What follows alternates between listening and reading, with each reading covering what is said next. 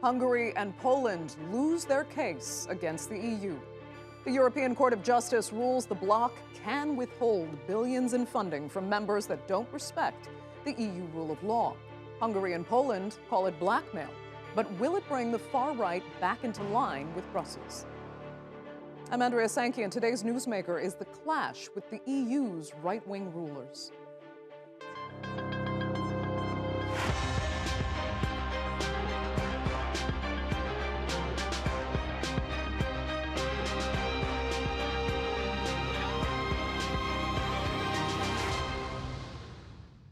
So if you want EU funding, you need to adhere to EU values. That was the verdict in the European Court of Justice on Wednesday when it ruled against an appeal by Hungary and Poland. The two had challenged the bloc's right to suspend EU payments if standards of democracy and justice were not adequately met. It's known as the conditionality mechanism, meaning member states can't discard core EU principles after joining the group while still expecting the benefits of membership, especially the monetary ones. Now, there have been concerns that the governments in Warsaw and Budapest have been undermining the rule of law, an independent media and judicial system, and curtailing political opposition. But Poland, which gets more EU money than any other state, says Brussels is abusing its power. We are very concerned about the fact that EU institutions are giving themselves more and more responsibilities. Today's ruling, being just another in a series, is just another chapter in this book. Well, Hungary was equally outraged, with the ruling Fidesz party arguing Brussels is trying to impose values that don't fit their conservative, predominantly Catholic society. The government interpreted the court's decision as an attempt to cancel its planned legislation to prevent schools from teaching about homosexuality and transgender issues. The European Court of Justice made a political decision because of our upcoming referendum on child protection. It didn't come as a surprise for us, as the president of the court had earlier hinted at what kind of verdict we could expect. Well, the ruling was celebrated by civil society groups and liberal lawmakers who are now urging the European Commission to use their newfound legal power. I sincerely hope that this day will mark the end of the procrastination from the side of the Commission. I sincerely hope that today will be the day where the Commission realizes its historic duty and will take on its role as the guardian of the treaties and start to implement existing EU legislation. Because, colleagues, this legislation is union law since more than a year, and the Commission was waiting around to look for excuses, to look for delays, and thus, in the meantime, the rule of law was destroyed further in Hungary and in Poland, and also other member states might have had the idea that in this union they could do anything without any serious repercussions. This has to stop now. But if politically progressive Europeans are hoping this will end the culture war with the right, they may have to think again. The leaders of Hungary and Poland are not alone in their views. In fact, several far-right parties across Europe launched a concerted effort last year to create a continent-wide alliance. They intend to form a far-right supergroup within the European Parliament that could potentially sway the direction of the Union itself. In January, the group held a summit in Madrid organized by Spain's Vox party. The attendees were a who's who of Europe's nationalist and populist politicians, including Hungary's Viktor Orbán and his Polish counterpart, as well as French presidential candidate Marine Le Pen. They denounced what they called a Europe governed by a self-appointed elite, which, quote, pursues an arbitrary application of European law. Now, we reached out to members of Poland and Hungary's ruling parties, inviting them to take part in this discussion. However, they declined. So we are joined today from Warsaw by Rafal Pankowski. He is a professor at the Institute of Sociology at Collegium Civitas and co-founder of the anti-racist campaign group, the Never Again Association. From Liverpool is Francesco Rizzuto. He is a professor of European law and the dean of the Liverpool Hope University's Law School. And in Oxford is Roger Griffin, professor of modern history at Oxford Brookes University and an expert on European fascism and far-right movements. Thanks all so much for being with us. Rafal, I'll start with you, and tell us what you think really are going to be the repercussions of this ruling now for Hungary and Poland, because It formally declares that if you want to stay in the club, you have to follow the rules, and neither country, under their current leadership, wants to do that. Well, I agree. It is an important moment, but at the same time, I think there is a much bigger issue at stake, the bigger picture, which is the crisis of the whole paradigm, the whole model, if you like, of democratic transformation in Central and Eastern Europe. And of course, Poland and Hungary are two main examples of that. But this is not just about a legal difference of opinion between the Polish authorities and the European Union institutions. So far, frankly speaking, the European Union has not been very effective in reacting to the so-called democratic backsliding in states such as Poland and Hungary. And I'm not sure this single ruling would be a major watershed moment in this long story of a crisis of democratic values and democratic culture in a country like Poland. Okay. Let me ask Francesco then. I mean, Rafal seems to think that the EU has not been actually reactive to the democratic backsliding that arguably has taken place in certain Eastern European countries, not least Hungary and Poland. But would you agree with that? I mean, some would say that this ruling actually shows that the EU is doing the right thing and saying now there will be penalties for not following our core values and our core laws. Good afternoon. Yes, I agree with Rafal. I think that it's taken a number of years for the European Union to act. But even this, I mean, if we're talking about the regulation on conditionality, that was really introduced as a new mechanism, because existing mechanisms, and they are in place, Article 7 is in place, have not really been taken to their limit because of unwillingness on the part of certain member states to ensure that states that join the European Union, who then elect governments with slightly different views, actually comply with their obligations under Article 2. And I think that without a doubt, this is yet another example, if you like, of the failings of the European Union to act. Okay, so does this ruling, in essence, have no backbone? Are there no repercussions for what it says? If that's directed at me, I think there will be repercussions, because I think now the European Parliament in particular, which has been putting a lot of pressure on the Commission and the Council to act, for example, under Article 7, will act even more now, because of course the Parliament can now legally take the Commission to court if it's failing to act. I know we're getting into legal technicalities, but I think that this has developed a significant head of steam.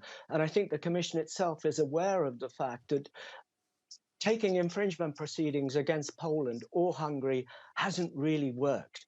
These states have simply ignored the rulings of the court. So let's go for the pocket now. But it will still require the Council to agree in the end. Okay, so Roger, what's your outlook then for the implementation, really, of this ruling? Will Hungary and Poland have to change now, or at least make some very serious decisions?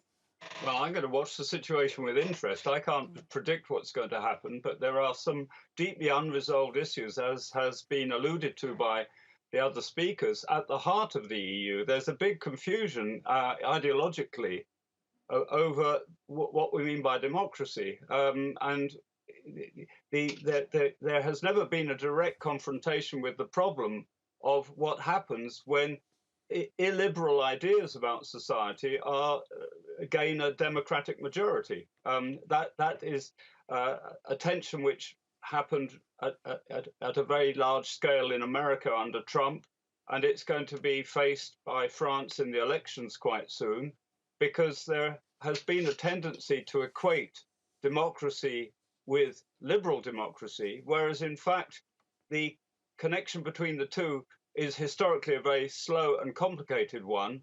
And what is happening in many countries now is that we have constitutional democracies where the liberal, pluralistic, tolerant spirit of liberal democracy is being eroded or destroyed. So I see a much bigger issue at the heart of all this, which is actually part of a world process by which liberalism gradually gets, or quite suddenly gets, separated from democracy as a constitutional system. Okay, just quickly though, I mean, some have said that this kind of wave of right-wing momentum across Europe, not least in the UK, where you are, is somewhat receding at this point. Roger, do you not see that happening?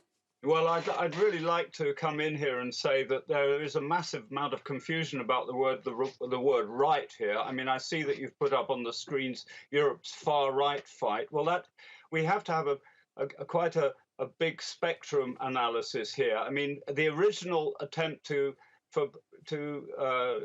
promote Brexit could be represented by a wide spectrum of positions, from a simple anti-EU sovereignty position represented by the, if you like, the far left of the Brexit movement, right over to forms of racism and not quite fascism, but certainly extreme nationalism. And I'm afraid the word far right, we need to really drill into that. I would actually say that we must break down this phrase far right into its various constituencies. Okay. I find the deliberalization of democracy and, for example, the rise of neo-Nazi or far-right parties, they're related, but they're actually quite different issues. Okay.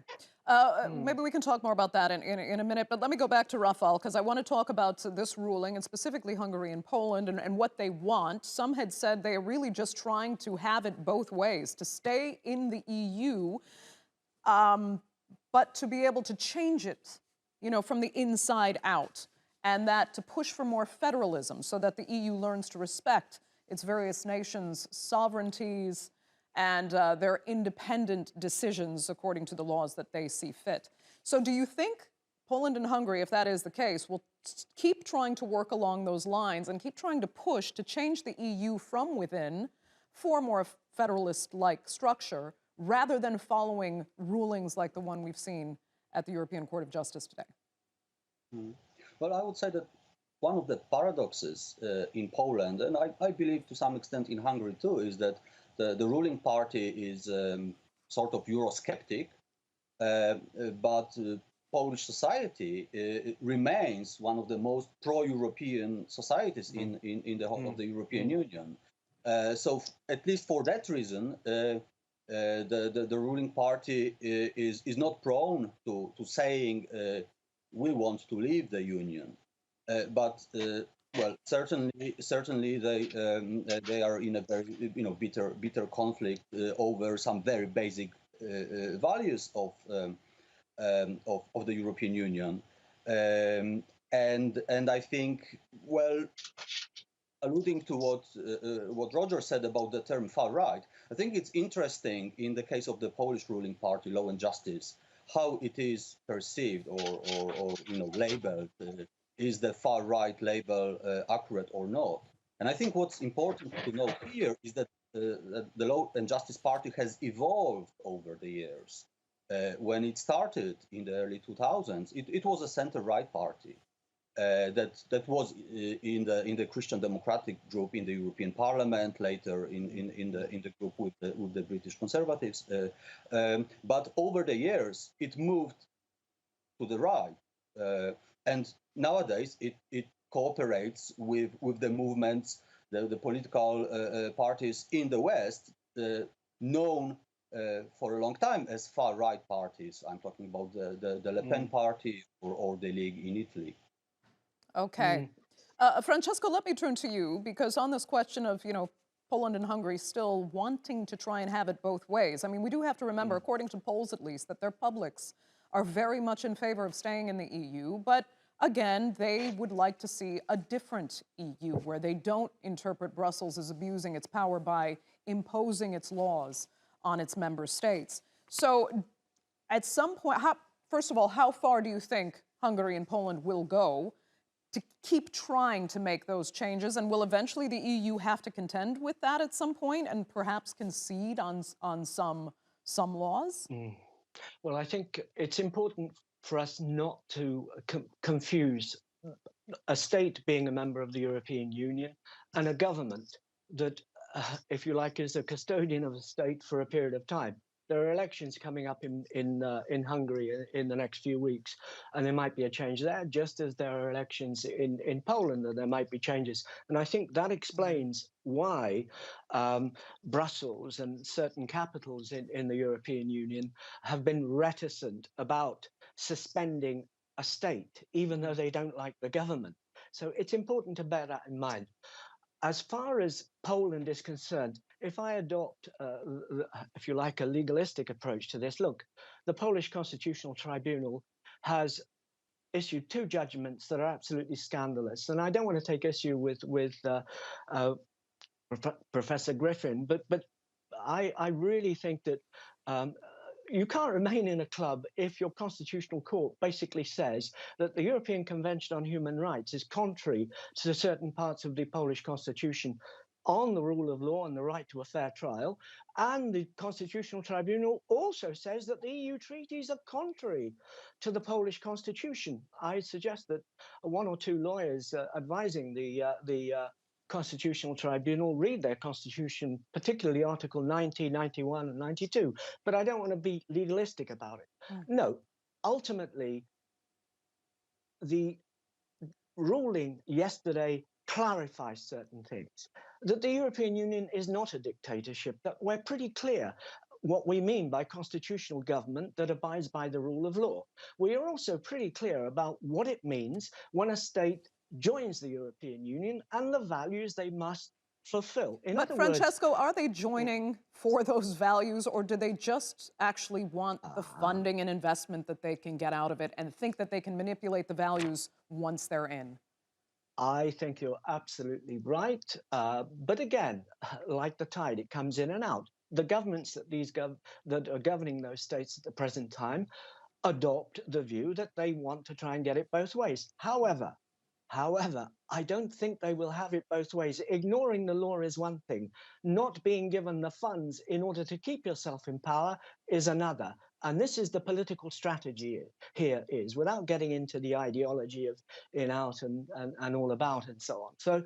So I think that this ruling is yet another nail in, I won't say the coffin, because I don't mean to be horrid in that way, but it is another nail, if you like, in the barricade that is being put up against states that clearly are introducing rules, for example, on the organization of the judiciary, or rules on minorities and so on, that clearly infringe the values of Article 2. And whilst, Professor Griffin talks about this debate about democracy, actually, a democracy can be an authoritarian democracy, a democracy that doesn't respect rights and limits, legal limits to what a government can do, clearly has a problem in the European Union. Okay, Francesco, very quickly, I mean, how badly does the EU need members like Poland and Hungary? You're talking to somebody who was basically very reticent about the political justifications for enlargement eastwards. Not because I don't believe they shouldn't become parts of the European Union, but I agreed with the former Italian foreign minister who believed in a European Union of concentric circles and different kinds of memberships. They took an opposite decision, and I think we're dealing with the consequences now. I really think that there will be crunch time if there isn't political change in these countries as to whether they will have their voting rights suspended if they persist down that line. Okay, because Roger, let me ask you, I mean, how badly does the EU project itself suffer damage, including to its own image, when, its members like Hungary and Poland challenge the institution like this? Well, it depends what you conceive to be the overall ethos of the EU. There is a very idealistic vision of the EU as a confederation or a loose alliance of countries dedicated to liberal democratic principles, and there's a very humanitarian and humanistic interpretation of that. But I'm afraid there is also running alongside that a far more, if you like, materialistic vision of it as a club of developed nations. And I think that it, unfortunately, until yesterday, it has been possible for a country like Hungary to take a lot of the economic advantages of being part of the EU while actually ignoring that idealistic, humanistic ethos, anti-totalitarian and anti-racist. And I'm afraid up till recently, I've been in despair about the failure of the EU to actually use its economic and legal power to actually rein in these nations. So I'm hoping, though I hope I'm not naive, that this is a turning point, and that finally the humanistic vision of the EU will start presiding over the economic and political alliance aspect of the EU. Okay, Rafal, let me ask you, I mean, if it is a turning point, do you see this ruling playing any role in the elections going forward, you know, primarily in Hungary, a crucial one is coming up, but also in Poland? Well, let's not forget that both in Poland and in Hungary, the ruling parties have competition not only from the center and the left, but they also have competition further to the right. There are extreme right political movements and political parties which are even more nationalistic and even more anti-European in their outlook. And that also plays a certain role in terms of its impact on the actual policy. Absolutely. So I think that's one thing to note. And if I may just slightly disagree with the other speakers on the term illiberal democracy. I know it has been used a lot in the last years